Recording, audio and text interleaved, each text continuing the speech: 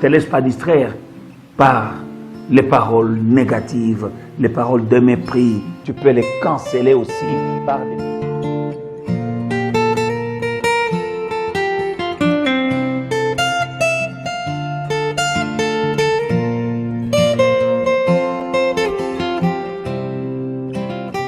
Shalom bien-aimés, dans le Seigneur, pour vous servir, c'est l'apôtre Mike Lambois du ministère Foi et Victoire en Jésus-Christ International.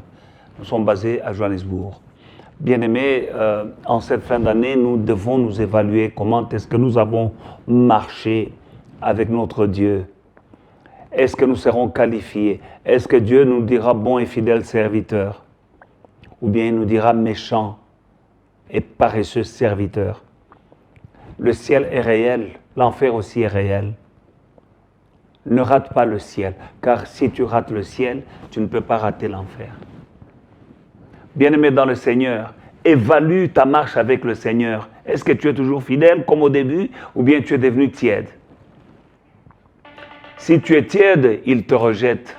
Bien-aimé dans le Seigneur, nous avons vu la fois passée, dans la série passée, l'histoire de Meshach, Shadrach, Abednego. Ils ont été fidèles jusqu'au bout, malgré tout ce qu'ils ont enduré. Ils n'ont pas failli, ils ont persévéré jusqu'au bout. Et la quatrième personne est entrée dans la fournaise ardente. Daniel, la même chose. À cause de la jalousie des satrapes, parce que le roi Daïrus l'avait établi sur les 120 satrapes qui devaient diriger son empire. Il y avait 120 satrapes et au-dessus de 3, il y avait, à la tête, il y avait 3 qui devaient veiller sur les affaires de l'Empire. Et parmi ces 3, il y avait Daniel et Daniel était le meilleur parce qu'il avait l'Esprit de Dieu en lui, il était le meilleur. Et tellement meilleur, tellement excellent que le roi même pensait à lui donner la gouvernance de son empire comme Pharaon avait fait avec Joseph. Mais ça a créé une jalousie, on a cherché à l'accuser. On n'a rien trouvé, il était fidèle dans son travail, il ne volait pas, il n'était pas négligent, il était très sérieux. Mais on a dit non, dans les choses de Dieu, on peut trouver quelque chose pour l'accuser.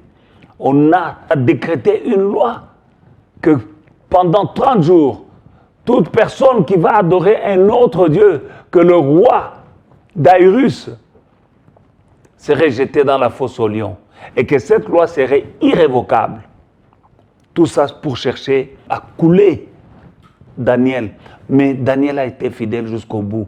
Quand la loi a été signée, Daniel est allé dans sa chambre, il a continué à prier comme il avait toujours prié auparavant. Lisez l'histoire dans le livre de Daniel, chapitre 6. Il a prié comme il avait toujours prié. Il ne s'est pas affaibli, sachant que son Dieu était au-dessus de toutes choses. Mon frère, ma soeur, tu as une pression, ne cède pas. Ne recule pas. La quatrième personne dans la fosse aux lions, elle est là. Emmanuel est avec toi. Daniel a été jeté dans la fosse aux lions. Mais Dieu a envoyé son ange qui a fermé la gueule des lions. Et après coup, ce sont les ennemis de Daniel qui se sont retrouvés dans la fosse aux lions. Daniel est sorti de la fosse aux lions vivant. Et il a été promu. Pourquoi est-ce que tu veux te décourager? Dieu est Dieu. Que peut te faire un homme si Dieu est avec toi? Qui sera contre toi?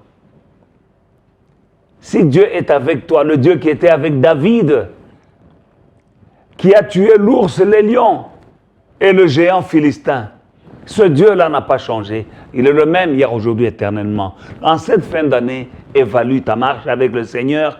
À partir de maintenant, prends la décision, prends une ferme résolution que, à partir de maintenant, tu augmentes ta foi, tu augmentes ta vie de prière, tu augmentes ce que tu faisais pour Dieu, afin que ta vie chrétienne soit feu.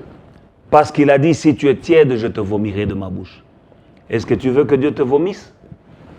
Si Dieu te vomit, Satan te ramasse.